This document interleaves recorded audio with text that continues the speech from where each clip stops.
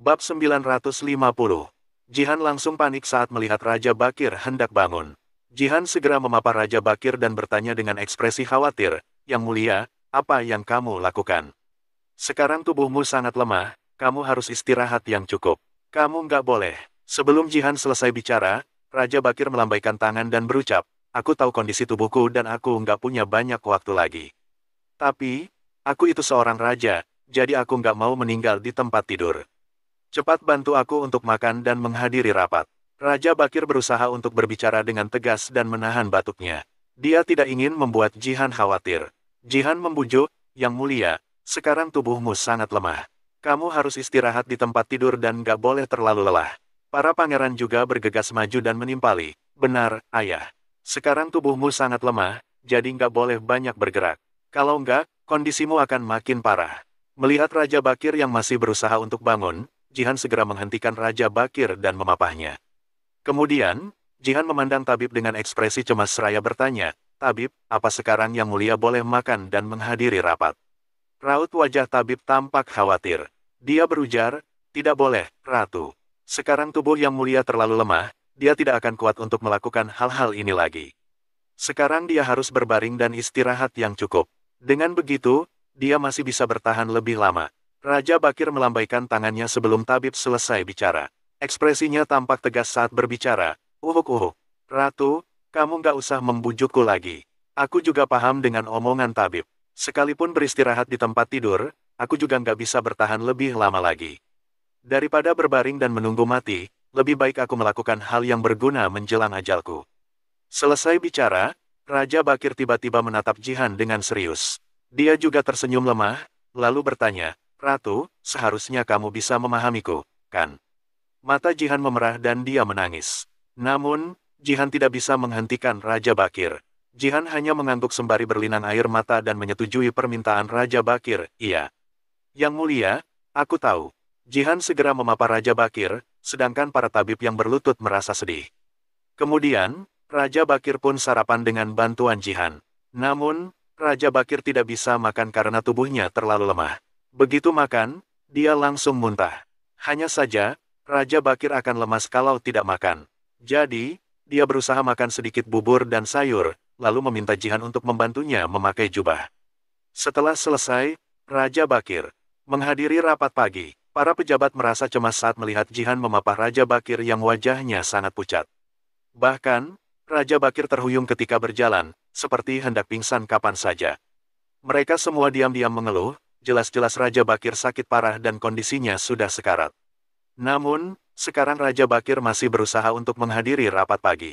Apa dia mampu bertahan? Bukankah ini akan memperparah kondisi Raja Bakir? Bab 951. Para pejabat di istana tampak tegang, gelisah, dan penuh keraguan-raguan. Mereka ingin mengatakan sesuatu, tetapi terlihat kesulitan untuk mengucapkannya. Mereka hanya bisa melihat Raja Bakir berjalan langkah demi langkah menuju singgasananya dengan dipapah oleh Kasim tua, kemudian perlahan-lahan duduk. Namun, ketika melihat Raja Bakir duduk dengan mantap di singgasana, mereka tidak banyak berbicara. Sebaliknya, para pejabat segera menundukkan kepala dan memberikan penghormatan. Raja Bakir terlihat pucat dan jelas-jelas dalam kondisi yang sangat rentan, seolah-olah bisa meninggal setiap saat. Namun, dia tetap bertahan dan berusaha menenangkan emosinya agar bisa menunjukkan dirinya yang berwibawa. Aura seorang kaisar harus senantiasa kuat. Para pejabat di bawahnya merasa ketakutan dan tidak berani bersuara sama sekali. Mereka sangat khawatir ucapan mereka akan membuat kaisar emosi sehingga memperparah penyakitnya. Setelah terbatuk sejenak, Raja Bakir menghimpun tenaga untuk bertanya kepada para pejabat yang hadir, "Apakah ada yang ingin kalian sampaikan?" Di bawah singgasana, para pejabat tampak bungkam. Mereka tidak berani bersuara karena takut bahwa perkataan mereka bisa memicu emosi sang raja. Ekspresi Raja Bakir sangat serius, dia berkata dengan suara berat dan alis berkerut, "Para pejabat sekalian, kemungkinan hari ini adalah terakhir kalinya aku hadir di rapat pagi. Apa kalian nggak mau membahas masalah negara denganku?" Para pejabat saling bertukar pandang, ekspresi mereka terlihat sangat serius dan penuh kehikmatan. Setelah merenung sejenak, salah satu dari mereka segera melangkah maju dengan sangat hormat, mengatakan, "Yang mulia, hari ini turun hujan deras, rakyat hidup dalam kesulitan, jumlah korban bencana sangat banyak sehingga dibutuhkan penanganan yang baik. Atasi sesegera mungkin, berikan bantuan makanan kepada korban bencana, Bangun tenda, perbaiki segera rumah-rumah yang hancur terkena banjir, dan kurangi pungutan pajak. Yang mulia, di perbatasan terus terjadi pertempuran, negara Yana berulang kali menginvasi tanah kerajaan kita. Menurut pendapat saya, kita seharusnya memberikan pelajaran keras kepada negara Yana. Dengan demikian, kita bisa memberi contoh kepada negara lain agar tidak ada lagi yang berani menyerang negara kita. Mendengar ucapan tersebut, ekspresi Raja Bakir sangat serius. Setelah terdiam sejenak, dia berkata dengan tegas, wilayah kerajaan kita tidak boleh diganggu. Pastikan untuk segera mengusir pasukan musuh, tunjukkan keberanian kita. Apapun yang terjadi, kita tidak bisa membiarkan mereka kembali menginjak tanah kerajaan kita. Setelah Raja Bakir berkata demikian, para pejabat di bawah mengangguk dan memuji kebijakan Raja dengan serempak. Sesaat kemudian, Raja Bakir tiba-tiba menatap ke arah para pejabat, lalu melambaikan tangannya dengan pelan dan berkata, baiklah, karena tidak ada lagi yang mau disampaikan, rapat bisa dibubarkan. Begitu perkataan itu dilontarkan, semua pejabat menundukkan kepala mereka dan bersiap untuk keluar. Tak disangka, ekspresi Kasim yang berdiri samping Raja Bakir tiba-tiba berubah drastis, dia berteriak dengan panik, Yang Mulia.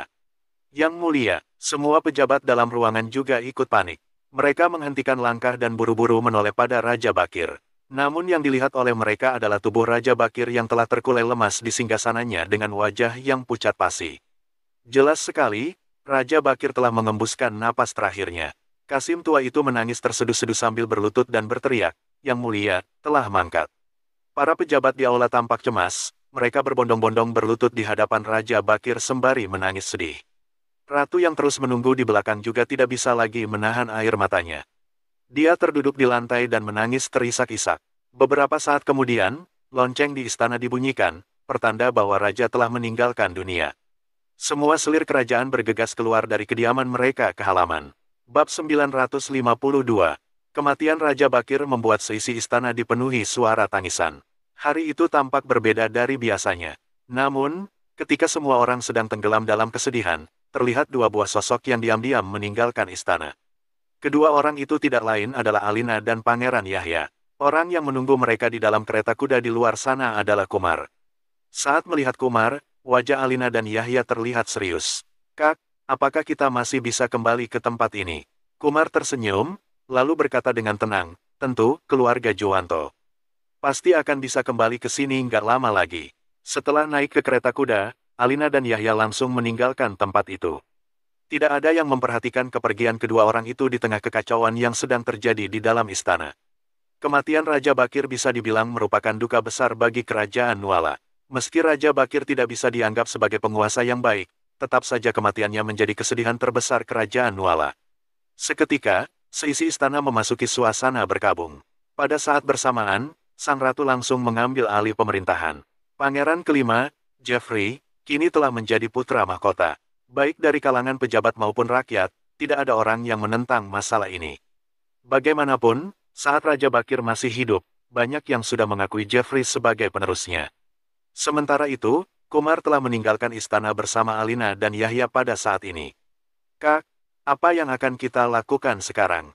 Tanya Alina. Dia sangat paham bahwa Yahya tidak akan pernah bisa menjadi raja meski terus menetap di istana. Namun bagaimanapun, Alina sudah sangat lama tidak pernah kembali ke kediaman keluarga Juwanto. Oleh karena itu, wajar saja dia merasa sangat gugup. Sederhana sekali, kita akan menyuruh ratu untuk menyerahkan kamu dan Yahya, jawab Kumar dengan perlahan. Begitu ucapan itu dilontarkan, Alina tertegun sejenak. Bukannya mereka sudah keluar dari istana? Kenapa masih menyuruh ratu menyerahkan mereka? Alina menatapnya dengan kebingungan. Sementara itu, Kumar hanya tersenyum saat mendengar pertanyaan Alina. Yahya, apa kamu tahu kenapa paman melakukan hal itu? Alina mungkin tidak bisa mengerti hal ini sepenuhnya, tetapi mungkin Yahya dapat memahaminya. Bagaimanapun, reputasi Yahya sebagai seorang jenius bukanlah tanpa alasan. Mendengar pertanyaan ini, Yahya menjawab, paman mungkin ingin mendapatkan pengakuan resmi dan membuat ratu seolah-olah terlihat seperti berencana untuk mencelakai Pangeran Yahya dan Selir Agung. Setelah membuat kekacauan di istana, pada akhirnya paman akan mengumumkan bahwa keluarga Juwanto lah yang telah menyelamatkan kita. Dengan ini, kita punya alasan yang jelas untuk merebut tahta. Setelah Yahya mengungkapkan pemikirannya, Alina sontak terkejut. Dia tidak pernah menduga bahwa kakaknya akan merencanakan hal seperti ini. Kumar tertawa sembari berkata, Yahya, kamu memang seorang jenius. Benar sekali, Aku ingin membuat nama kita terkenal. Begitu kita punya alasan yang tepat, kamu akan punya peluang untuk kembali ke istana dan menjadi raja. Saat itu tiba, Paman akan membantumu untuk menduduki posisi raja.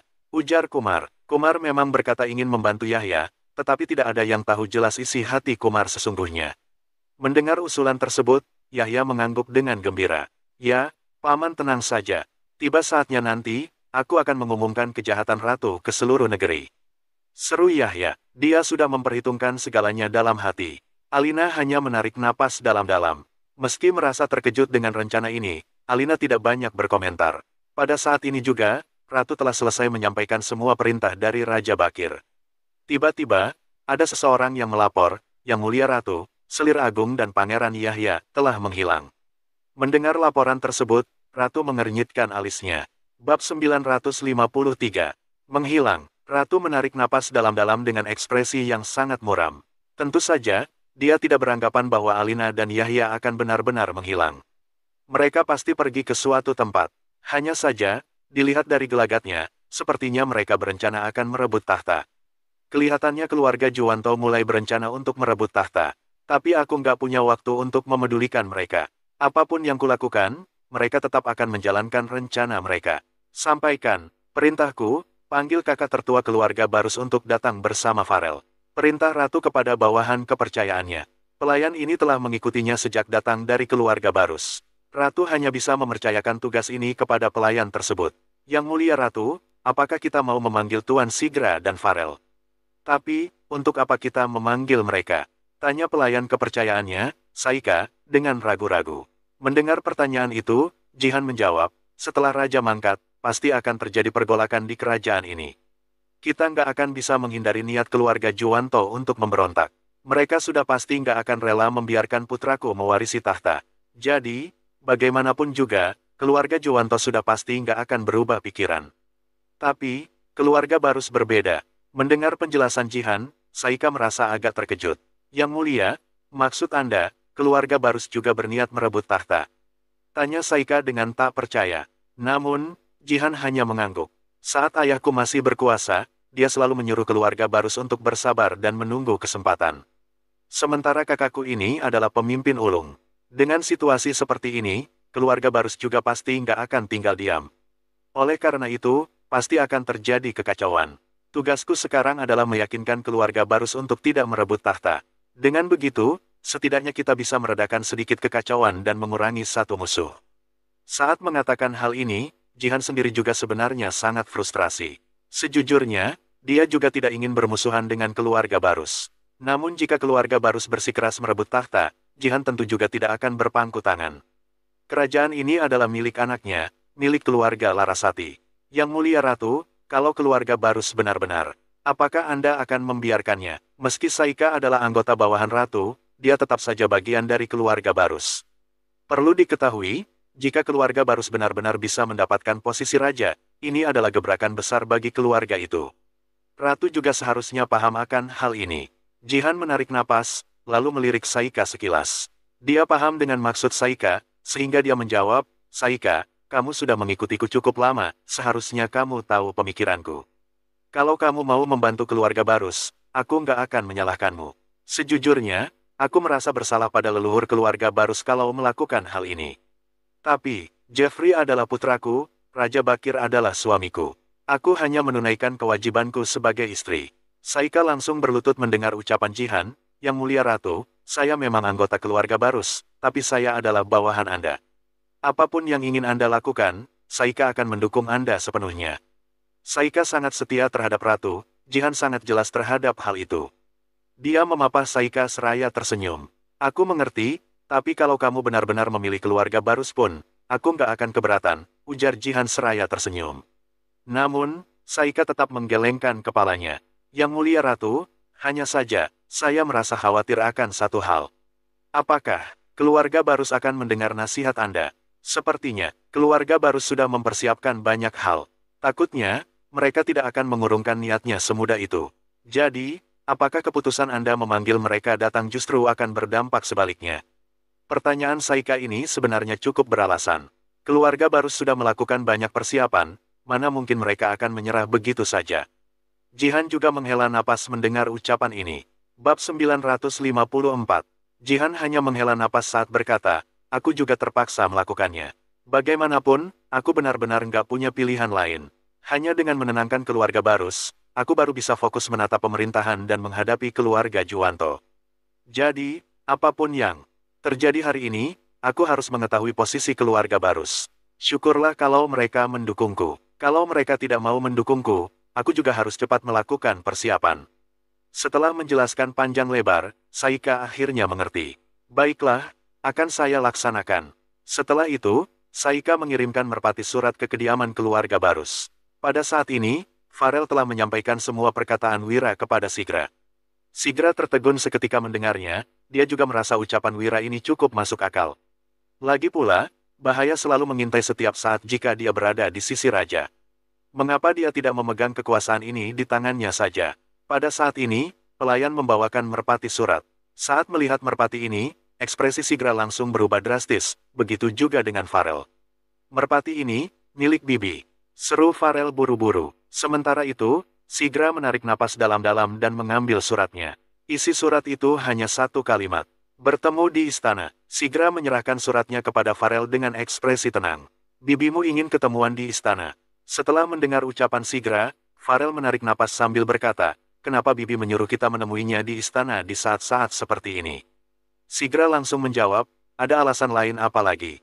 Tentu saja untuk memastikan posisi kita. Selain itu, selir Agung Alinaswa membawa putra mahkota keluar dari istana. Keluarga Juwanto sudah pasti akan bergerak sebentar lagi. Bibimu pasti khawatir sehingga menyuruh kita menemuinya di istana untuk memastikan posisi kita. Sigra sangat memahami adiknya ini. Jadi, saat mengatakan hal ini, hatinya juga merasa frustrasi. Ayah, lalu bagaimana pilihan kita? Tanya Farel dengan dilema. Di satu sisi, taruhannya adalah kerajaan Nuala. Di sisi lain, pihak oposisi mereka adalah bibinya sendiri. Jika mempertimbangkan keluarga Barus, tentu saja mereka harus memilih merebut tahta. Jika memikirkan Jihan, mereka tentu harus membantunya untuk mengendalikan kerajaan Nuala. Sigra hanya menarik napas, lalu berkata dengan pelan, ajaran yang diturunkan selama 7 generasi keluarga Barus adalah agar kita bisa menempuh jejak untuk menguasai negara kelak. Ajaran ini diwariskan turun-temurun dan tidak terlupakan.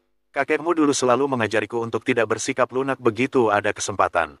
Di dunia ini, sebanyak apapun uang, tetap tidak akan bisa menandingi kekuasaan. Jadi, benar kata Wira, kalaupun kita nggak merebut tahta saat ini, tetap akan ada orang lain yang membantu mereka. Kenapa kita tidak merebut kekuasaan itu di tangan kita sendiri saja?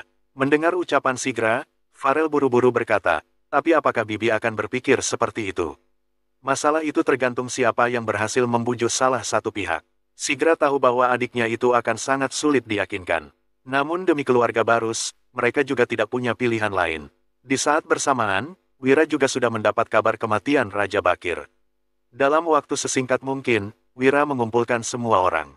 Baik Biantara, Hasan, ataupun Mandra, semuanya telah kembali. Bab 955. Di dalam halaman yang kecil, terlihat Wira yang sedang berbicara seraya menarik napas dalam-dalam. Raja Bakir telah meninggal, kekacauan akan mulai terjadi. Apa kalian semua sudah tahu masalah itu? Biantara mengangguk. Tuan, meski masih belum terjadi kekacauan besar sekarang, banyak sekali orang yang sudah mulai mempersiapkan diri. Belakangan ini, aku baru mendapat kabar bahwa ada banyak sekali keluarga bangsawan yang mulai bergerak. Bahkan ada beberapa perampok gunung yang tidak bisa menahan diri lagi. Mereka ingin mendapat keuntungan dari kekacauan ini. Mendengar ucapannya, Wira hanya tersenyum. Nggak usah dipikirkan dulu masalah ini, mereka hanya cecunguk kecil. Biantara, bagaimana dengan jaringan? Mata-mata yang kamu persiapkan. Biantara menjawab dengan tersenyum, perkembangannya sangat cepat. Ada banyak sekali orang berbakat di kerajaan Nuala ini, tapi tidak ada sekte yang menaungi mereka. Karena kita cukup murah hati, tentu saja banyak rekrutan baru yang ingin bergabung. Kita bahkan punya mata-mata di keluarga Barus, Juwanto, dan istana. Mendengar laporan itu, Wira merasa agak kaget. Tak disangka, Biantara bisa punya pencapaian sejauh ini hanya dalam beberapa bulan yang singkat. Biantara, kamu memang orang yang paling cocok untuk menjalankan tugas ini. Kamu nggak mengecewakanku, puji Wira. Biantara tersenyum tipis. Syukurlah aku tidak mengecewakanmu. Setelah itu, Wira melihat ke arah Hasan dan menanyakan, Paman Hasan, bagaimana kondisi sekolah bela diri? Hasan menjawab dengan tanpa ragu-ragu, lancar-lancar saja. Meskipun kami tidak merekrut banyak orang, mereka semua adalah orang-orang yang setia dan berkualitas. Mendengar itu, Wira juga merasa lega. Saat ini, jaringan mata-matanya sudah mulai terbentuk dan para ahli dari Paman Hasan juga mulai berkembang, menandakan semuanya berjalan sesuai rencana. Saat itulah, Wira menoleh ke arah Putu dan yang lainnya. Putu segera berkata dengan hormat, Tuan Wahyudi, saat ini semua perampok di Provinsi Lowala, Jawali, dan Artana sudah direkrut oleh Ngarai Naga Biru dengan jumlah personel yang mencapai 30.000 orang. Meskipun jumlahnya tidak sebanyak pasukan besar, kalau Tuan Wahyudi yang turun tangan sendiri, pasti akan ada banyak orang yang ikut bergabung. Wira hanya tertawa pelan, jumlah pasukan ini sudah cukup baginya. Dengan kekuatan dari 3 provinsi ini, setidaknya sudah cukup untuk melindungi diri. Kak Wira, kita harus bagaimana selanjutnya? Tanya Dodi dengan antusias. Jika kekacauan akan segera terjadi, bukankah artinya mereka juga bisa merebut kekuasaan? Wira hanya tersenyum, tentu saja menunggu kesempatan. Semua orang terkejut mendengar jawaban itu. Wira sangat paham bahwa mereka tidak mengerti dengan keputusannya, jadi dia menjelaskan, saat ini, kekacauan yang sesungguhnya masih belum pecah. Ratu masih bisa menstabilkan kondisi. Tapi dalam beberapa saat lagi, keluarga Juwanto pasti akan jadi yang pertama bergerak. Mengenai keluarga Barus, aku masih belum bisa memastikan apakah mereka akan mengambil langkah setelah keluarga Juwanto. Tapi, kalau kita turun tangan sekarang, kita pasti akan dibasmi dengan mudah. Orang yang terlalu gegabah pasti akan dirugikan. Sebaiknya kita tetap rendah diri dan membina kekuatan perlahan-lahan sambil menunggu waktu yang tepat tiba. Rencana Wira sangat jelas, dia tidak mungkin akan melakukan apapun dalam keadaan sekacau ini. Tentu saja, jika hasilnya sudah langsung terlihat, Wira akan sangat bersenang hati. Namun jika nanti kekacauan itu melibatkannya, Wira terpaksa harus melawan. Sementara itu, Wira tidak mempertimbangkan masalah merebut kekuasaan juga karena masih belum ada kesempatan yang tepat. Mereka masih tidak bisa melawan keluarga Juwanto ataupun keluarga Barus. Bagi kerajaan Nuala, mereka bahkan masih jauh di bawah rata-rata. Jika bertindak sekarang, mereka hanya akan jadi sasaran semua orang. Mendengar ucapan Wira, semua orang memilih untuk mempercayai keputusannya. Apapun yang dikatakan Wira, mereka akan tetap setia mengikutinya. Pada saat Wira dan yang lainnya sedang sibuk membahas masalah ini, Sigra dan Farel telah tiba di ibu kota.